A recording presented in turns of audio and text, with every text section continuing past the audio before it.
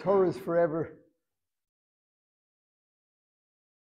But sometimes you learn some Torah and you tell yourself, it was written for now.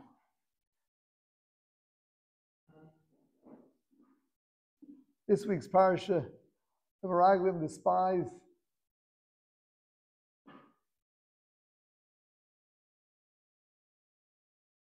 They were sent to go and tour the land, bring a report.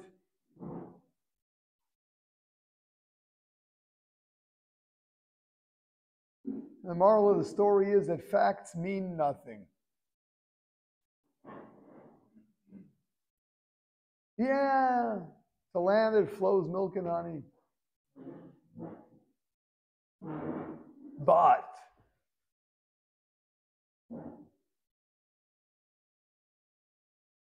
there are these big guys there.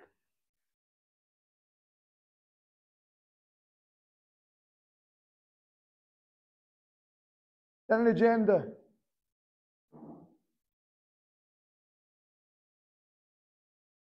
They could have seen otherwise.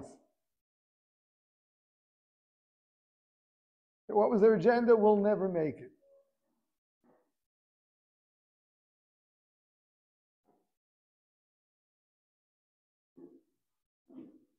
Why they have an agenda? Depends which Chazal you're actually studying.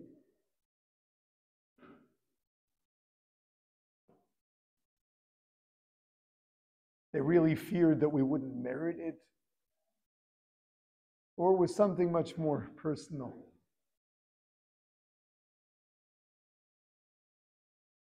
These were the Nesiim, the heads of the Shvatim. Every tribe had its leader. That position was going to be abolished when they come into the land.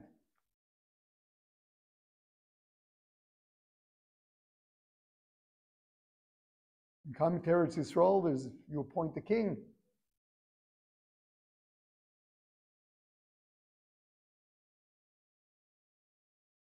So they would rather live their lives out in the desert as heads of tribes. They go into the land. But whatever their agenda was,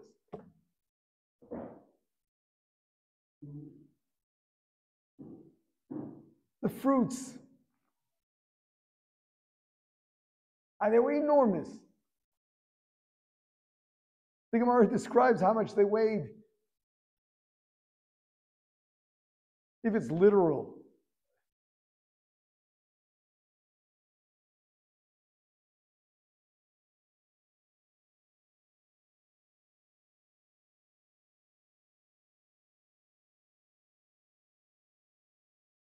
You need 8 people to carry one cluster of grapes.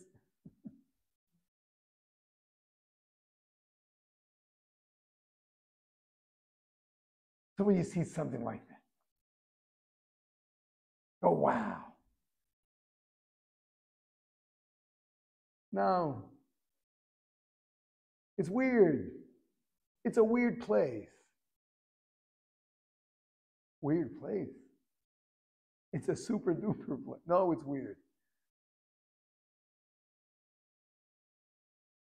It's all a matter of perspective. It's all a matter of what your agenda is.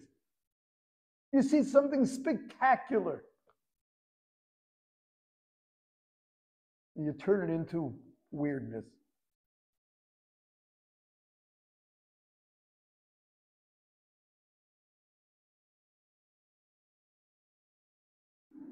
Rashi brings,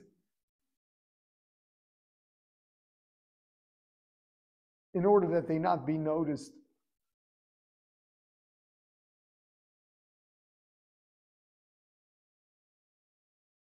so there was a miracle. People were dying to distract everyone. What they see? Eretz Ocheles Yoshveh, there's a land that eats up its inhabitants alive.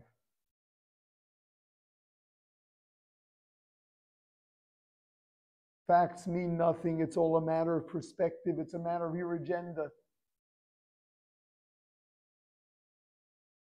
Whether you bend facts, whether you interpret facts the way you want to, or whether you ignore them.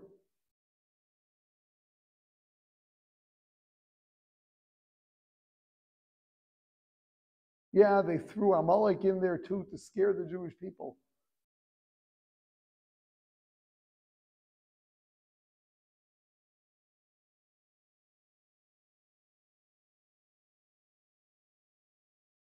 So this is current events.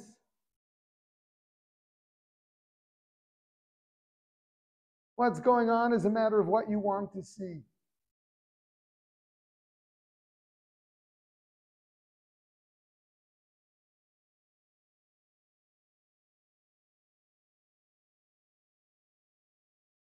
You can declare Israel an apartheid state.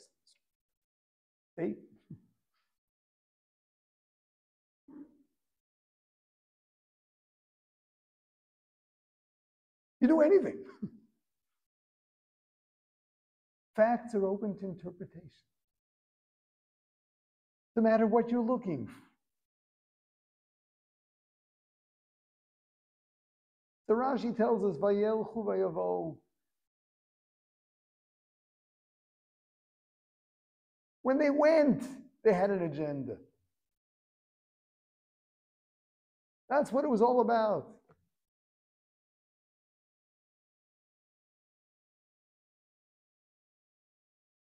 This world is just so beautiful, so perfect, so complex.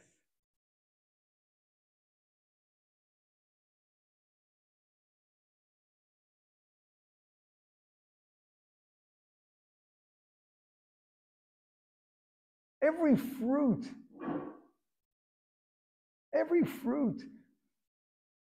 how it grows, what it looks like, its nutritional value, generally lets you know when it's ripe, when it's ready for eating.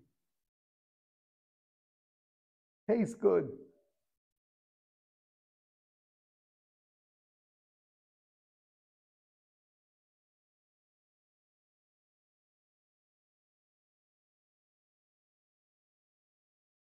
The Gemara tells us, if someone partakes of any food without reciting a bracha, it's like he's defiling something holy. Says the Maharal, what's so holy about fruit? What's so holy about food? And he says, for anyone that has any brains, every fruit screams, I am a creation of an ingenious creator. That is its kedusha, that's its holiness. So you're going to devour that? You're going to devour a testimony? A testimony to the ingenious creator?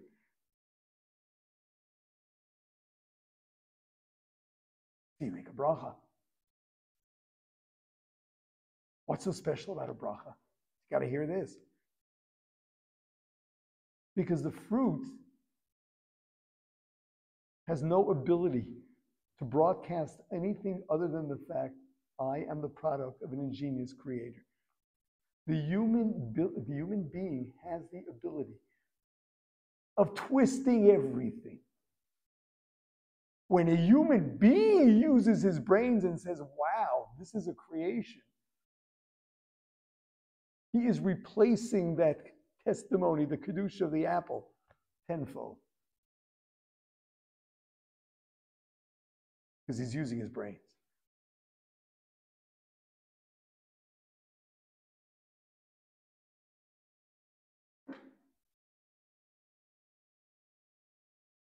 How could it be? How could it be that anyone who studies nature, could be anything than a believer?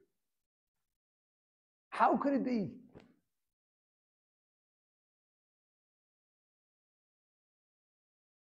Part of the genius of the Creator is that He created the human being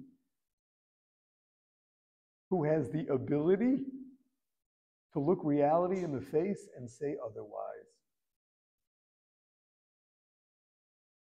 Who can come up with theories and explanations.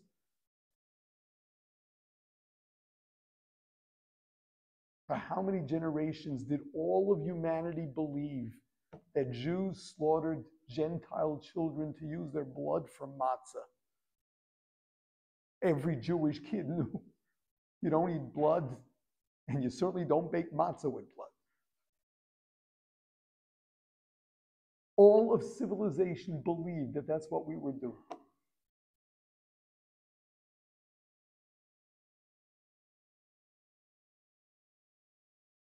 The world hasn't changed. And this week's parsha teaches us facts mean nothing.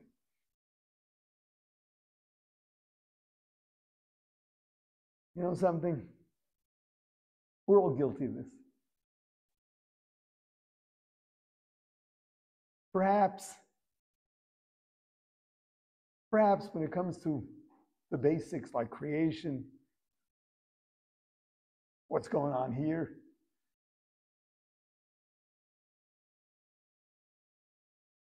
we're okay.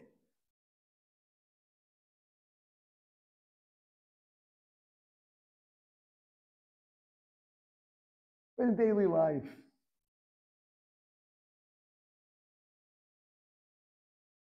how you view yourself vis-a-vis others,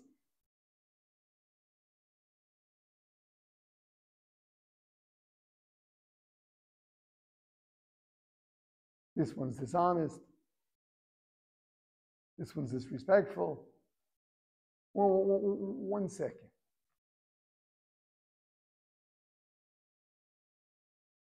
Are you dealing with fact? Are you dealing with interpretation?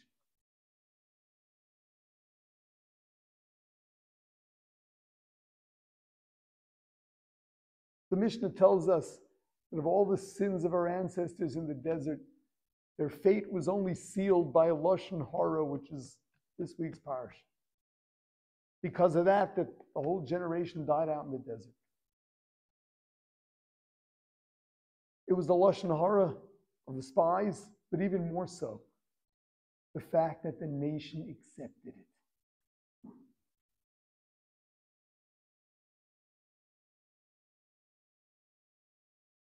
But why shouldn't they? There were 12 spies, 10 were critical, 2 were positive. Doesn't it make sense to follow the majority? We got to live with this. We've got to know reports are subjective. When we view something, we are subjective. We have to question our own experiences. Certainly not take as fact what people are telling us.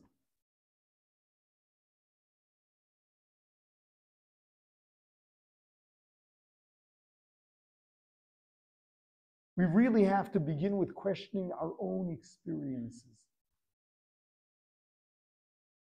Day in, day out. 2 kids grow up in the same family. One believes his parents were the greatest on earth, and the other one believes they were abusive. How's that? We all choose how to experience life.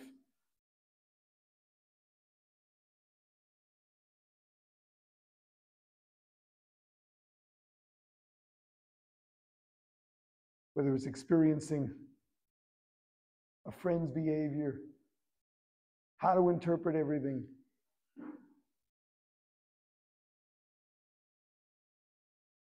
or an enemy's behavior, or how he became an enemy in the first place.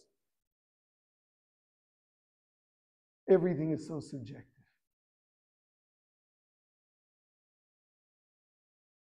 The same way we're horrified at the way the world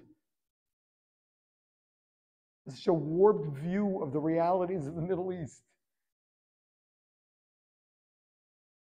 We've got to make sure we don't have a warped view of our own relationships, and of everything in life.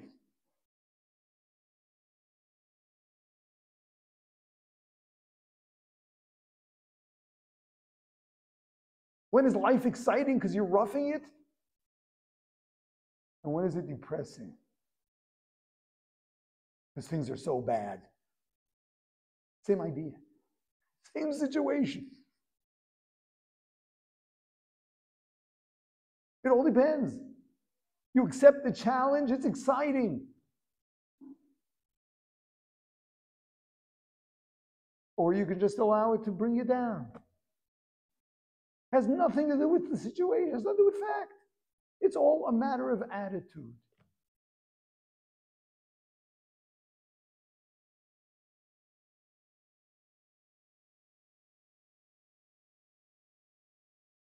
Hashem loves us. He's great. And life is great and beautiful.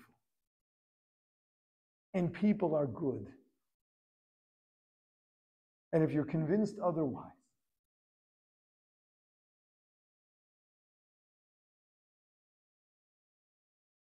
go re-examine the lens you're using. It's not about fact. It's about attitude. That's the lesson.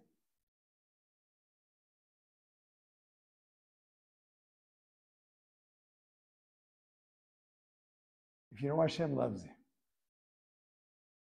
if you know Jews are good, we're told to love every Jew.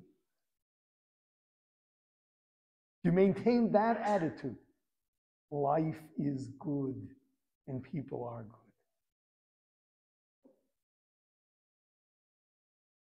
No, it's not being naive. Being accurate.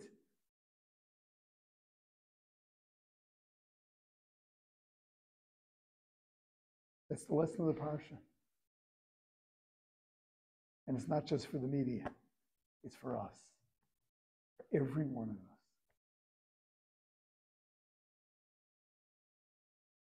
You got to be wearing the right lens.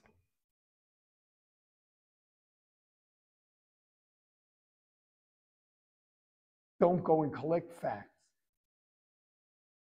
to prove a preconceived notion. Very easy to do.